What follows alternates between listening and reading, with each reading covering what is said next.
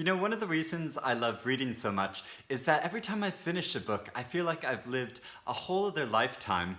And I read 10 books in April, so it's like I've lived 10 different lifetimes this month, so we have a lot to catch up on. But yes, I'm a big soppy romantic about my reading. Hello, I'm Eric from Lonesome Reader. I'm wearing my Moby Dick t-shirt today. How do you like my big whale? But this month I was all about reading the Women's Prize for Fiction long list, the rest of the books that I had to read for the Women's Prize Fiction long list. But also I read some other books just, to have a well-rounded bookish diet because, I don't just read prize books. Like April was National Poetry Month, so I read a couple of books of poetry, and I also read Wuthering Heights for the first time. And I read this new Latvian novel called Soviet Milk, which I made a whole separate video about, and also shared my recipe for Latvian bacon rolls. And I read I read a literary memoir, and I read this novel that has a lot of illustrations in it. So a sort of well-rounded bookish month. Let me make a note here about quotes at the beginning of books. You know how sometimes authors put quotes at the beginning of their book to sort of set the tone for how the rest of that book will go. And I thought it was really interesting with two of the books I read this month, Eleanor, Oliphant is Completely Fine, and the poetry collection, Who is Mary Sue? They both begin with quotes, and like an Eleanor Oliphant, it begins with a quote from Olivia Lane, whose book, The Lonely City, I loved so much, but this novel, not so much. And then this book, Who is Mary Sue? She begins talking about this Rachel Cusk novel. It's sort of a short introduction. It's not a quote so much, where she's talking about this Rachel Cusk novel, which I had some issues with reading that Rachel Cusk book outline, but this book I thought was really intriguing and interesting, and yeah, it's a really good book. So I think it's interesting that quotes that authors employ don't always indicate the quality of the book that's about to come. Like, do you ever notice quotes at the beginning of books that much, and does it really affect your reading experience or what you expect that book is going to be about? I'll talk about the Women's Prize books first. And prize or no prize, this is a really interesting group. Like, whether they're on the short list or not, it was really interesting reading all these books, and particularly the way that they sort of spoke to each other. I had a really good afternoon where I spent meeting with a group of bloggers and writers, this small group of bloggers and writers, where we sort of shadow the prize and we read all the books on the long list. And we had a really long discussion about every book on the long list. It went on for 3+ hours. It was really good. It's so great to get really in depth with all these books. And it was particularly interesting because with quite a few of the books, we had very strong differing opinions about their quality and whether they were good books or not. And it was interesting because collectively we decided that we thought Elmet should actually win the prize. That was our sort of collective decision.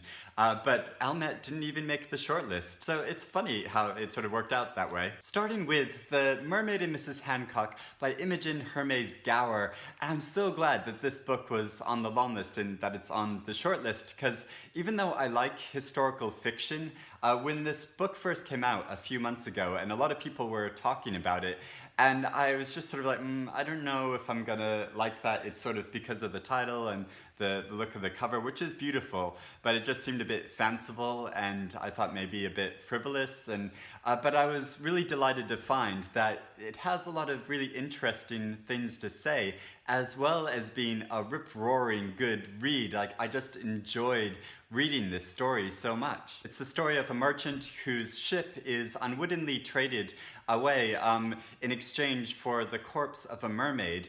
And it's also the story of a courtesan, or a high-class prostitute, who is in a tricky situation because she's just been left a bit destitute after being with a duke for a few years, who really took care of her and provided for her, but who died and who left her with nothing. So she's it's the story of how their stories sort of collide.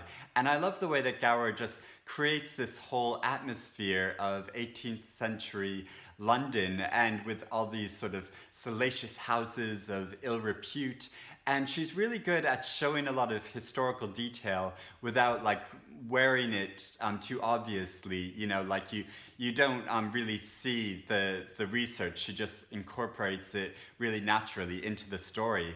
And I like how she shows details in it that wouldn't be included in if like this novel had been written in the time period in which it portrays. Like it shows these real life details and how life actually functioned in this sort of Sarah Waters way. Like Sarah Waters does this too in her historical fiction. Like you get a sense for the real lives and like actual bodily functions of these people. Like there's one part where like you see how like what happens when somebody goes for tea at someone's house and has a lot of tea, and then they're on their way home and they're stuck in this carriage, and how you get around the fact that you've had all this tea, and it's, you know, it's messy.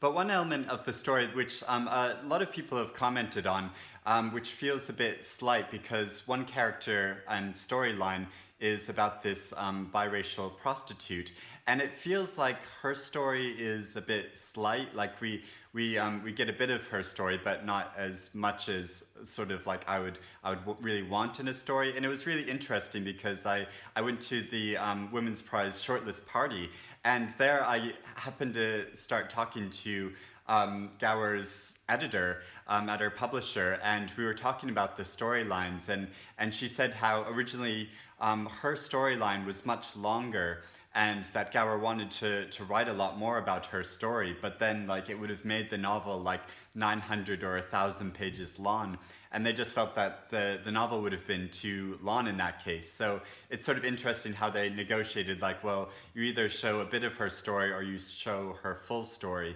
And so it's sort of interesting to hear how a bit about how this novel evolved. And part of me wishes it had been longer, because even though it is quite a long novel, like it's one of those stories that you just fall into, and I just wanted it to go on and on and on. Next, The Trick to Time by Kit de Waal. And note that the title is The Trick to Time, not The Trick of Time, because when I wrote a review of this book on my blog, and I called it The Trick of Time, and I referred to it as The Trick of Time throughout the blog post.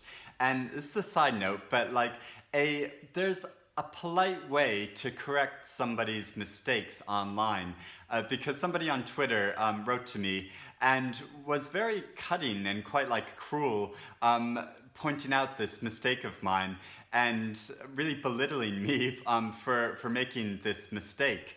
And the thing is, like, we all make typos, we all make mistakes, and yeah, it's quite silly to get the title of a book wrong if you're writing about that book. But you could just say, hey, great that you like this novel, but you got a word in the title wrong. That's it. That's all you have to say. You don't have to be nasty. We all make mistakes, and I've heard other people refer to it as the trick of time as well. Like, it's an easy mistake to make. And like, I did the same thing with Jeanette Winterson had a novel called The Gap in Time, or is it The Gap of Time? I can't even remember. It's either called The Gap in Time or The Gap of Time. Anyway, this is an interesting novel because when I first started it, I sort of thought, this is fine, but I didn't really see the point to the story. But then I got to a section where it was really relevant, resonant. Yeah, it was really emotionally resonant, and it just like pulled me into the story. And it's about a woman named Mona who makes these beautiful handcrafted dolls, and she helps people with their grieving process.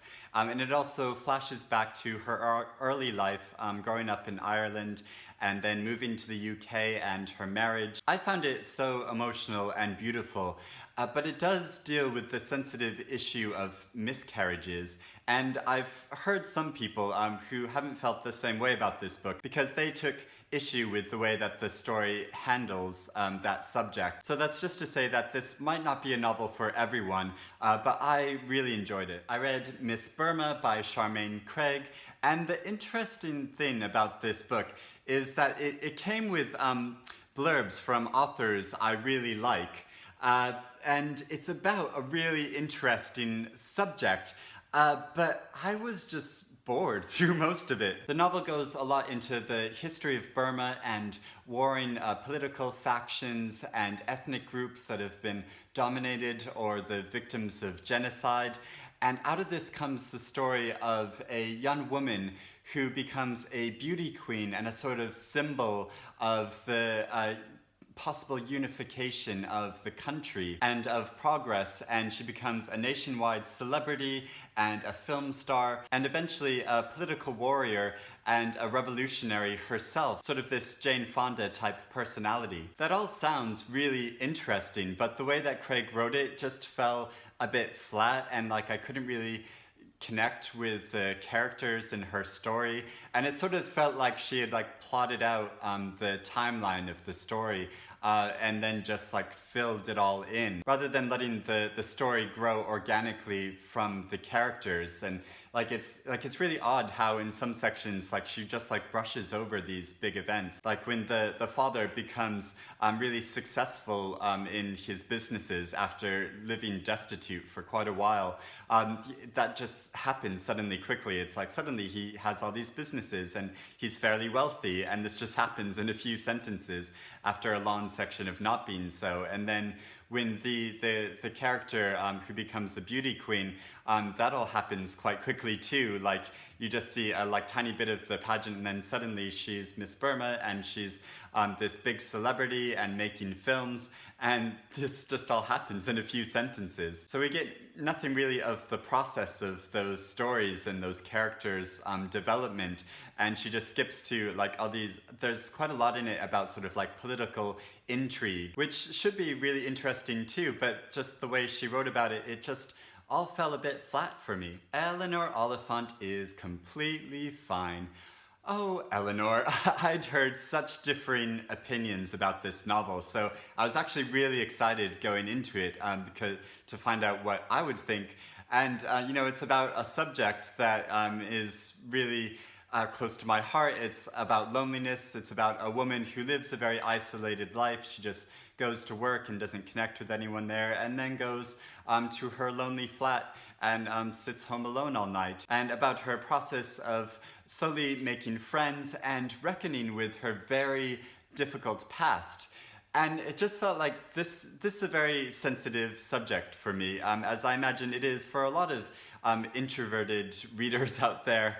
The subject of loneliness and social awkwardness, like I often feel socially awkward. I'm not very good in social situations and stumble over my words and don't really know what to say. And I really connected with Eleanor in having that experience of going to a workplace where I don't really connect with other people at my workplace. And I've had that experience of standing on the other side of the room and hearing them talk about me and sort of sneer about me and make fun of me, and the awkwardness and the sadness of that. But here's the thing, and why I felt like Eleanor didn't feel like a really believable character for me and made me really angry in some parts, because in one section she talks about how Eleanor she just doesn't understand people and doesn't understand why they do the actions that they do, say the things that they do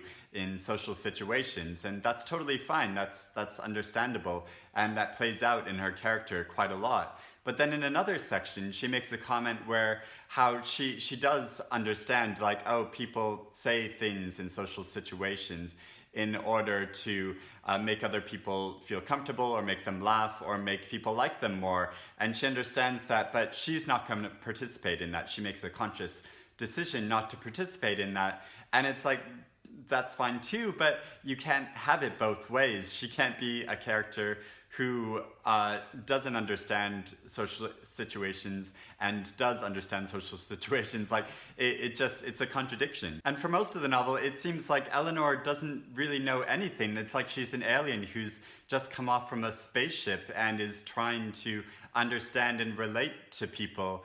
Even though it's remarked how she watches television, she reads the newspaper, she listens to the radio, yet she doesn't get a lot of common references that someone would get who just who would understand just from going out and walking in the street every day. But the author does know these things, and it feels like she uses Eleanor's confusion as a way of making these sort of cheap jokes all the time, which feels a bit offensive. And she puts her in these situations where she makes her have these social faux pas.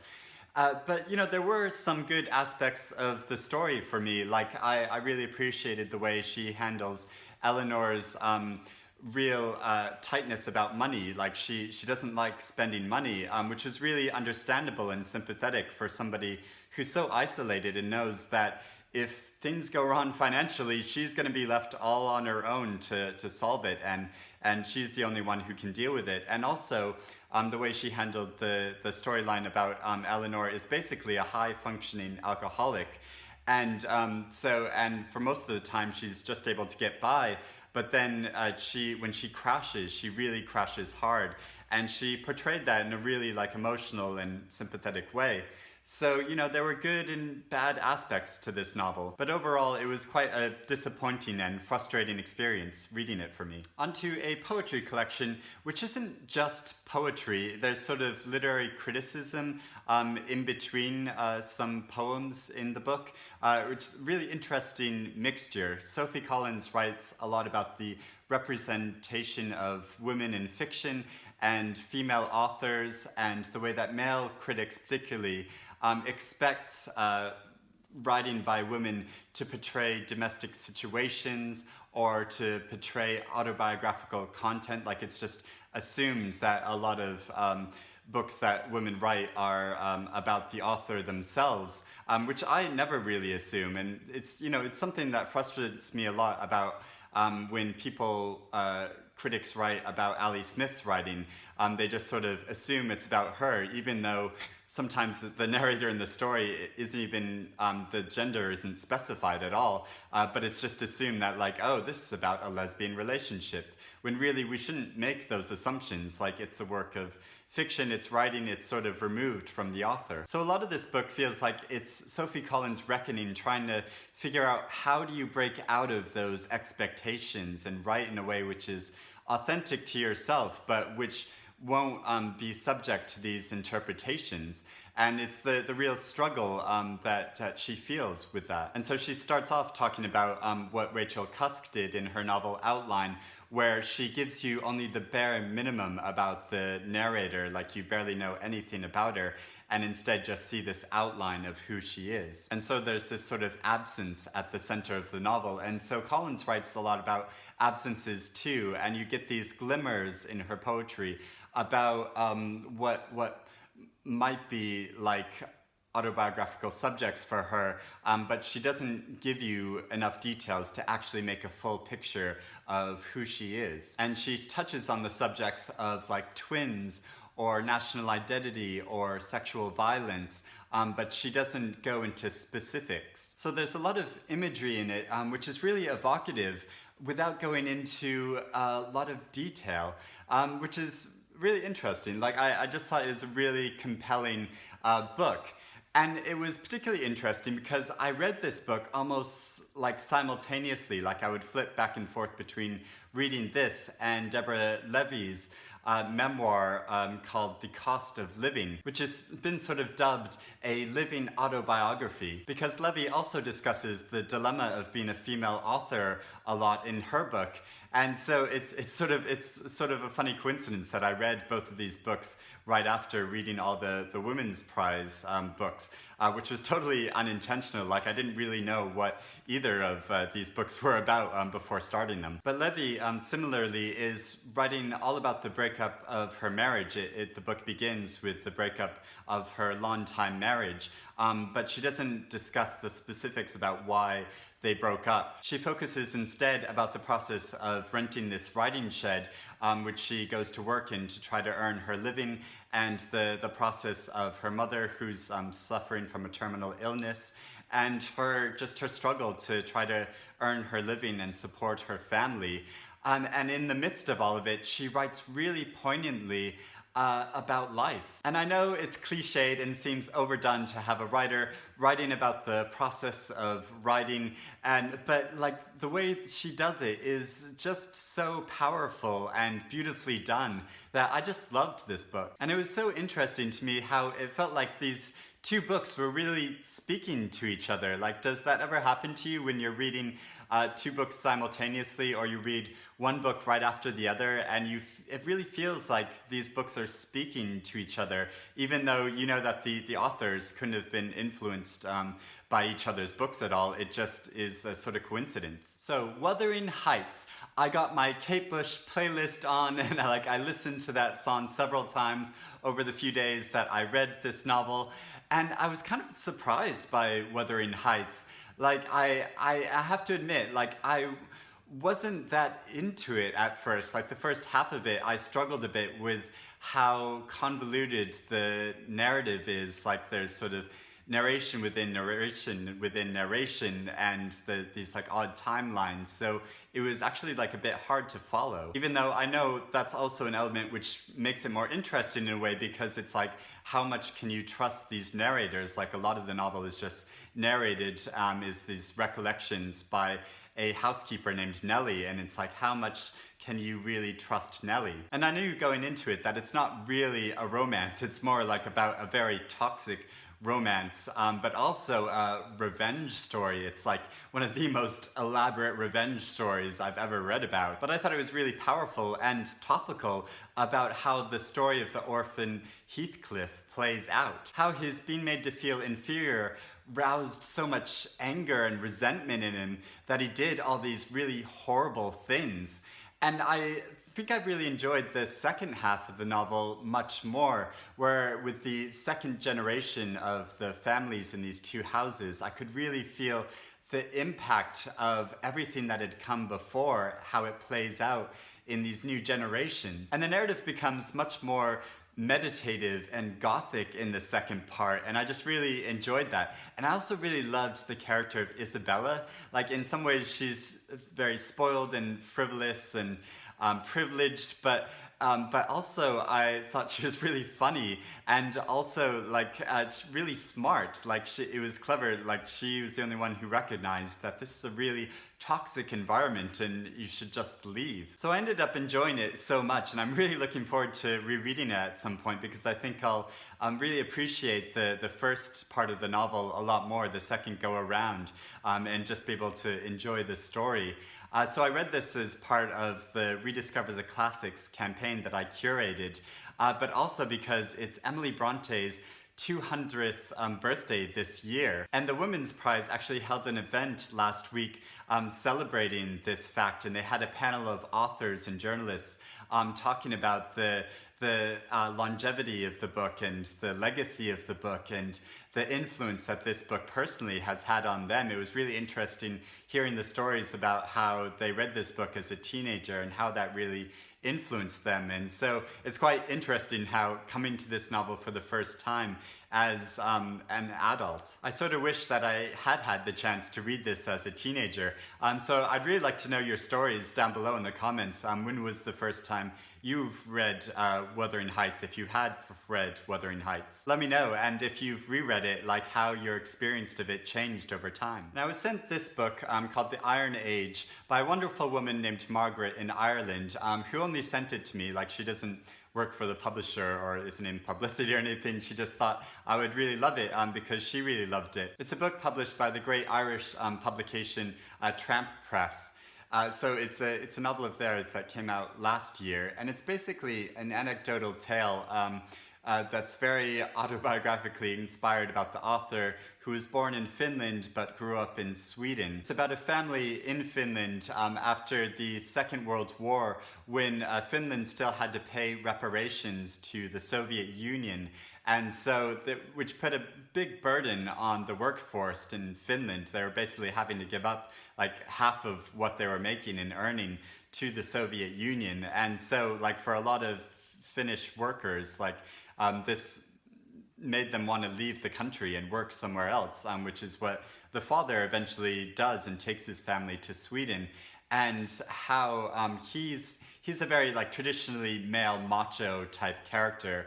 Like he's very domineering and abusive, and he just wants his wife to stay at home. And something I found really beautifully moving and touching about this novel was it describes the daughter. She's basically at the center of the novel, and her process of when she gets in one of these abusive situations and how she discovers the power of silence and not speaking, and how that can be this kind of protective cover for her. Like she describes being sort of in her body and just sort of looking out and observing this situation and being removed from it. And she describes that so powerfully. I found it really touching. And also about her development as a reader, how she discovers the wonder of reading and imagination and escaping to other places. And it's interspersed with all these beautiful illustrations, which are very evocative and really make the story come to life. And so I really enjoyed it. And finally, I read this book of poetry, which I only just realized is the only book by a male author that I read this month. It's called Soho by Richard Scott. It's his first book. And I saw the author read a few months ago at an event, and I just thought, like, I need to read this book. It's about gay sex and gay identity and gay history, gay. But it is so good. It's sexy. The way he describes mushrooms. Yeah, but he also does some really creative structural things with his poems. Like in the opening poem, it describes his process as a young boy going to a library and looking for gay content in the books that he finds in the library and being frustrated because he can't find it there. And so he writes in the margins of the book, and he sort of inserts in the margins the word cock as a way. It's this sort of like Joe Orton method of trying to insert gay history into the books that he finds into a library by defacing them. And in the poem, he actually writes in the margin of the poem the word cock. And so it's sort of like imitating that process, which I thought was really creative and fun. There's also an absolutely emotionally devastating poem about abuse called Crocodiles, and then a really powerful poem called Sandcastles, which is sort of like, it's extraordinary. It's the way he like moves between different identities of different characters in this one scene in this poem. And I just love the way he describes how sort of moving into the different identities of these characters. It's wonderful. And the final poem in it, called Soho, is sort of an ode to the area of Soho, which is this part of London, in central London, which has a really strong gay community in it. Like there's a gay pub there called the Admiral Duncan, which in 1999 suffered a nail bombing, a homophobic nail bombing, which killed a few people. And actually a few days ago, it was 19 years since that event occurred. And this long poem pays tribute to all the joy and community of that area, but also it explores like the darker aspects of that side of the community and asks these really tough questions about gay identity. So I just adored and loved this collection. So I'm currently reading this new novel called The Illumination of Ursula Flight by Anna Marie Crowhurst. It's a historical novel, and I just noticed when I was about to go back reading it that it has a quote on the back from Imogen Hermes Gowar, which is sort of a funny coincidence. It's like one book leading to another, which is a fun thing to happen. Anyway, I'm running out of time because I need to get to work, but that's all the books that I read this month. So let me know if you've read any of them, or if you're interested in reading of them. Let me know what you thought about them in the comments below. I'd love to have a chat about them. If you want to know more of my thoughts about any of these books, I'll put links to my full reviews in the description below. But let me know how you are and what you've been reading. I hope you have a lovely month of May, and I'll speak to you again soon.